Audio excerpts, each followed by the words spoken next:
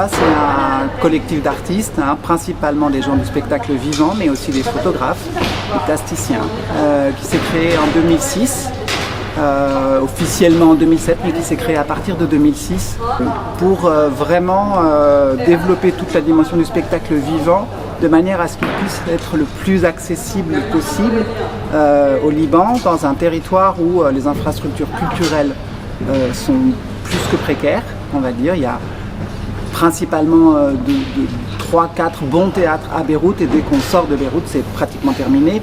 Donc avoir de bonnes conditions de travail pour les gens du spectacle, c'est très rare. Donc on a aussi, nous, eu à cœur de travailler à créer des spectacles qui puissent rejoindre le public où qu'il soit, et quelles que soient les conditions techniques, sans pour autant nous frustrer ou amoindrir nos désirs et nos ambitions esthétiques ou artistiques.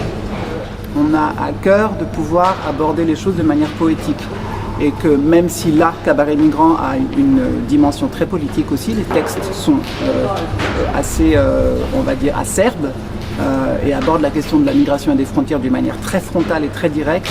La manière dont nous, en tout cas d'un point de vue visuel, d'un point de vue sonore, d'un point de vue physique aussi, on essaye de trouver le moyen, en tout cas, de prendre de la hauteur par rapport à ce sujet-là. Et souvent pour nous, cette dimension poétique nous donne cette possibilité-là. Elle nous permet de prendre un tout petit peu de distance et de sans doute proposer au public de pouvoir lui s'interroger lui-même sur ces questions-là, pas de lui amener les réponses.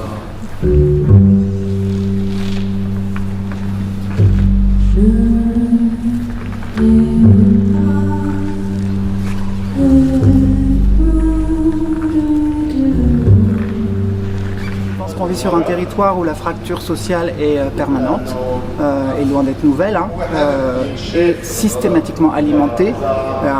Ça, vous le savez, un communautarisme assez fort, mais ce n'est pas la seule raison. Il y a un exode extrêmement fort, donc les familles elles-mêmes sont très souvent divisées. Il y a une partie de la famille qui vit à l'étranger, l'autre qui reste sur le territoire. Tout ça crée des isolements. Et pour nous, le travail essentiel à travers le travail de création ou à travers le travail d'accueil qui se fait dans la maison, c'est bien la question de la rencontre et de l'hospitalité, qui, on en fait l'expérience régulièrement, travaille à la reconstruction de ce tissu social.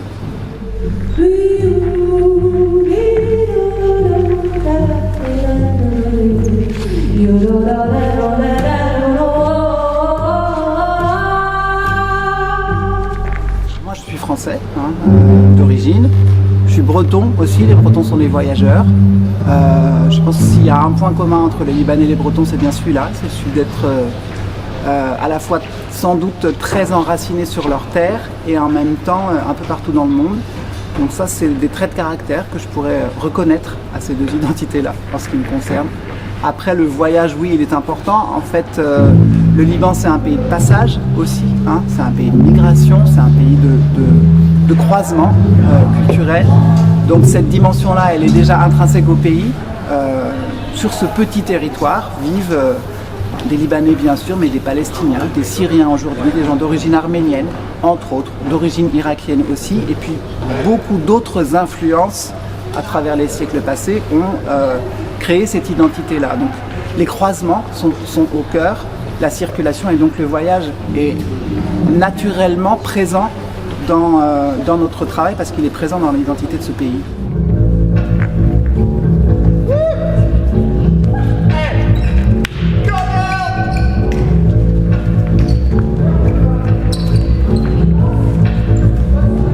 Mon travail, c'est de transformer la matière, c'est pas de la donner toute brute, tout simplement, en fait. Voilà. Pour autant, c'est évident que là, en ce moment, il y a des sujets brûlants qui nous concernent. On est une équipe de 11 personnes. Pour arriver ici, il a fallu obtenir des passeports et des visas. Ça a été compliqué pour certains d'entre eux. On a été refusé une première fois, on a fini heureusement par obtenir les papiers. Je vous laisse passer les histoires des passes sanitaires qui compliquent encore plus la circulation des personnes. Ces sujets-là, pour nous, sont vraiment aujourd'hui au cœur et en même temps circuler, voyager, se déplacer sur la planète, c'est ce qui fait le propre de l'homme depuis le début de l'humanité. Donc il y a là un endroit de friction aujourd'hui, de limite très très fort qui mérite d'être interrogé, et je ne pense pas qu'on puisse simplement l'interroger d'une manière directe, frontale et première, parce qu'aujourd'hui je pense qu'on est aussi tous saturés de ces sujets-là et qu'on n'arrive même plus à les écouter correctement, et que la poésie permet certainement cette hauteur, la danse, la marionnette aussi. Il y a des scènes dans ce spectacle-là où on a effectivement choisi d'utiliser la marionnette pour aborder des sujets qui sont assez violents, on va dire. La question du trafic d'organes, qui fait aussi partie malheureusement de toute la question de la migration. Il y a des gens qui sont prêts à vendre un rein pour avoir de l'argent, pour pouvoir payer un passeur, pour pouvoir aller en Angleterre. C'est pas des légendes, ça existe. Comment faire pour qu'à un moment donné, ces sujets-là, on puisse les aborder, les recevoir complètement, et en même temps, effectivement, parce que nous sommes dans le monde du spectacle, leur donner la profondeur et l'épaisseur nécessaires pour que ce soit reçu, pas simplement de manière cérébrale. Parce qu'intellectuellement, on le comprend, ce trafic d'organes. Mais comment est-ce qu'on peut le recevoir plus profondément pour pouvoir vraiment en entendre tous les enjeux? Mesdames et messieurs, bonsoir. Ahlan wa sahlan fikum. Excusez-nous, c'est la course, ça court. Merci d'être là, si nombreux par ces temps difficiles. Ça fait plaisir. Ça ouvre le cœur, comme on dit. Il se cache des références qui sont historiques. Pendant l'entre-deux-guerres, par exemple, en Allemagne tout particulièrement, les cabarets étaient un espace où la liberté d'expression était encore possible. On pouvait à un moment donné, dans ces lieux-là, rencontrer des gens qui avaient le courage de pouvoir exprimer à leur manière, avec les outils qui étaient les leurs, la chanson, le sketch, et de provoquer une réflexion sur l'état du monde dans lequel ils étaient. Ces lieux-là me semblent essentiels, ces espaces de rencontre, d'échange, de provocation, dans le bon sens du terme, me semblent essentiels pour pouvoir continuer à nourrir une pensée libre. Les cabarets, c'est sans doute une partie de leur essence. Le divertissement, bien sûr, fait partie du décor du cabaret, mais derrière le divertissement, il y a souvent le désir de pouvoir exprimer les choses avec une certaine entièreté.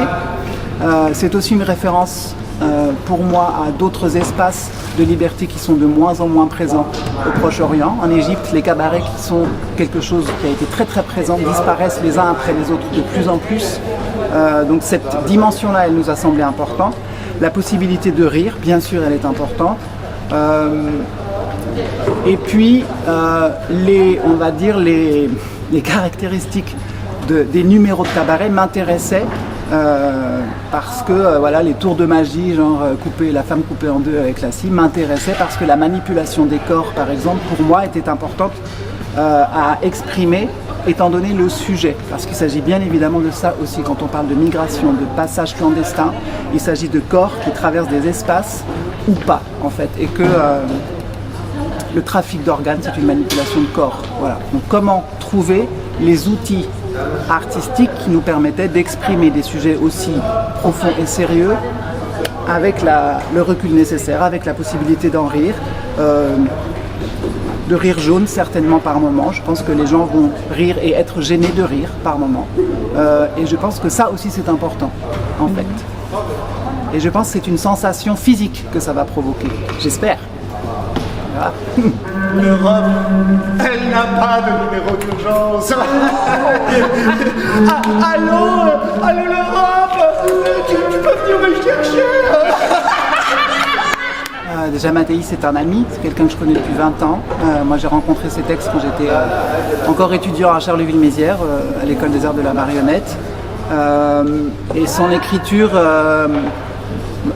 m'a profondément touché.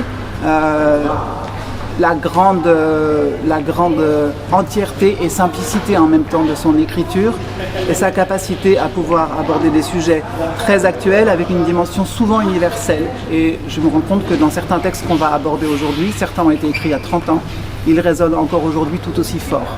Je pense que c'est l'une des grandes forces de Mathéis. Et c'est sans doute évidemment sa propre histoire qui permet ça.